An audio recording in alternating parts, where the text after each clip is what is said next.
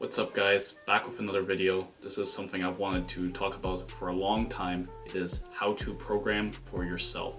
Now obviously this video is meant for mainly powerlifters in mind because that's where my expertise is, but really it's going to work for any lifting sport, and the general theories and principles could probably apply to any sport in general. So this isn't intended to be a video about specifics like how many sets should you do, what reps should you do, what intensity should you do those sets at, what exercises should you use, etc, etc. What's supposed to be is more like a set of tools and guiding principles that you can use and build your own program from that. So I started programming for myself when my squat and deadlift were at about 400 pounds each and my bench was at about 200 pounds. Now I'm at 700 pounds in squat, 765 pounds in deadlift, 405 pounds on bench, so obviously I've made a ton of progress along the way programming for myself. That being said, there are some things I would do differently and things I've learned along the way, and that's what I'm going to try to express in this video. So the first thing that we need to program for ourselves is a starting program that works for you, something that you make progress with. I know it's going to sound kind of weird saying how to program for yourself, get a different program, but we need a starting point. Now, if you already know a good bit about programming, you might be able to make a program for yourself that's going to work and give you progress, and that's a great starting point, and you can use the principles I'll talk about later in this video. If that's not you, you have two choices. The first of which would be to find a pre-made program available online. There are tons of pre-made programs out there by well-known lifters that other people have tried and had great success with. There are two sets of programs that I default to when people ask me which one to use. The first one is one of Chico's templates. Chico's programs I find work better for people who handle volume quite well. They're kind of higher volume, but the intensity is a bit lower. That's the general trend among his programs. I'll link to the forums for Chico where you can find tons of different programs. They have all different frequency types, whatever. You can find one that will work for you, I can almost guarantee it. My other option is possibly the most well-known powerlifting program of all time. It's the Candido 6-week program. The one change I suggest you make though is to up the bench volume, and I have a bit in the description about how specifically I would do that, but those are the two options that I would recommend. The other option you can do instead of making your own program or doing one of these pre-made ones is to hire a coach, and I would consider this the best option so long as you can afford it. It's really going to be a lot better than any pre-made program. Now, when looking for a coach, there's a couple things to consider. First, don't hire somebody just because they're a high-level lifter. Tons of high-level lifters have terrible track records with their clients. Second, just because a coach has a lot of very highly successful athletes doesn't mean they're a good coach either. Now I know that sounds a bit contradictory, but a lot of elite level lifters would be high-level lifters regardless of if they had a coach, so long as that coach is not god-awful. The best thing you can look for in a coach is responsiveness and success with mid-level lifters. Like I said, a lot of these high-level lifters would be high-level lifters regardless of their coach, so long as they're not terrible. But mid-level lifters are a bit of a different story, and if they can consistently make mid-level lifters improve, that's something that shows to me they are a good coach and they're adaptable to different people. I will plug myself and say that I have my own coaching service, and if you're interested in that, you can use the email in my description below or the pinned comment.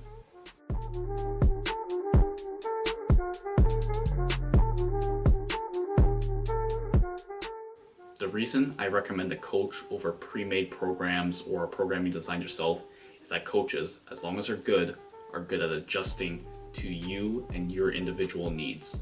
So things like frequency, total volume, exercise selection are really going to need to be tailored to each person.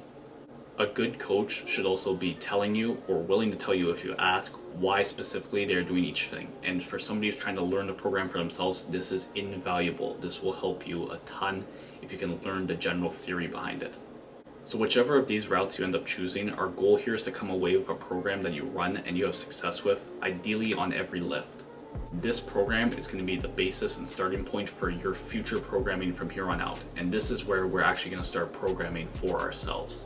So the next two steps are going to be happening simultaneously. The first of these two steps is to expand your knowledge base and learning about programming itself.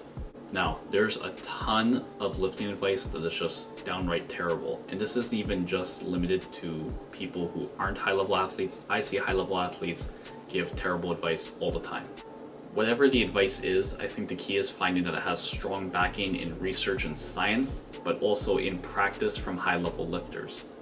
If you can find advice that marries these two ideas together, it's probably pretty foolproof. So for specific sources and recommendations for where to find each of these, I'll break it up by science and research sources, and more just general high-level athletes with great content and great advice. Starting with the scientific and research, one of my favorite researchers is Brad Schoenfeld. He has books on lifting, and I would consider him the premier authority figure on strength and conditioning research right now. Another great source is Greg Nuckols, his website Stronger by Science, and his monthly research review, Mass. Greg was a world record holding powerlifter, and he also has a great scientific backing. And what he basically does on his website and in his research review is take the freshest research papers in the world of strength and conditioning and basically breaks them down into simple outtakes that you can apply to your training. Some other great research-based strength and conditioning experts I like are Data Driven Strength Team. They've got a couple of coaches there, Chris Beardsley and Eric Helms. For more nutrition-based stuff, I really like Layne Norton. I'm sure everybody here knows who that is. For more the pain, injury, rehab side of things, my two sources are Barbell Medicine and Adam Eakins. And then going more to the high-level lifters that I think give good advice on lifting topics. First off would be Micus Ratel, who could honestly have been in the former category as well, sort of a crossover between the two. Another one I love, the OG of YouTube powerlifting, Johnny Candido. He really marries the idea between evidence-based practices and actual practical experience and knowing what's actually going to work in a practical setting together. Another lifter whose content I like and think has really great insights in the training is Sean Noriega. Another channel I love is PRs and Performance. He has some great videos on programming and lifting topics, really in-depth, long videos, great resource to use. Now, I'm going to miss some people, but this is a great starting list of people to look into to build your knowledge on lifting. Another great way to build your knowledge is to just search something on Google Scholar, like say rest times or frequency, and just read scientific articles on the topics. And don't just take the conclusions or the abstract and just take their word for it. Really try and think critically, look over the whole study, the design, the subjects, what they were doing, and think about any confounding variables, things that could influence the results of the study, etc. And of course, don't just look at one study on a topic, look at multiples and try and get a sense of what the current research is like on the subject. So, from there, we have our knowledge base, a good list of resources where to start, and we have a program that's working well for us. So the next step is to start making modifications to the program. You do not want to make modifications just for the sake of it. You should have some good reasoning behind why you are doing it. For example, don't just do a close grip bench press because you want to see how a close grip bench press goes for you. You should do close grip bench press if you think, well, I have a weak bench press lockout, close grip bench press works the triceps, which are important for lockout, therefore it should work for me. The reasoning doesn't have to be that crystal clear, something that's so clearly a right choice, but you should have a general rational basis for why you are making that change. The other thing you don't want to do is make too many changes at once. Say your next cycle of bench programming, you change the frequency, you change the volume, you change the exercise selection, and turns out your bench press goes better.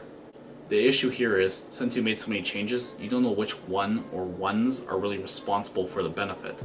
It could be that your exercise selection was actually horrible, but you went to a frequency and volume level that was really great for you, and that gave you good results.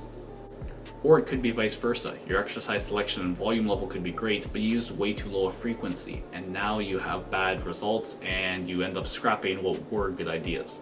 The key is only making a few changes at once so you can really see what was making the difference. So that's really all there is to it.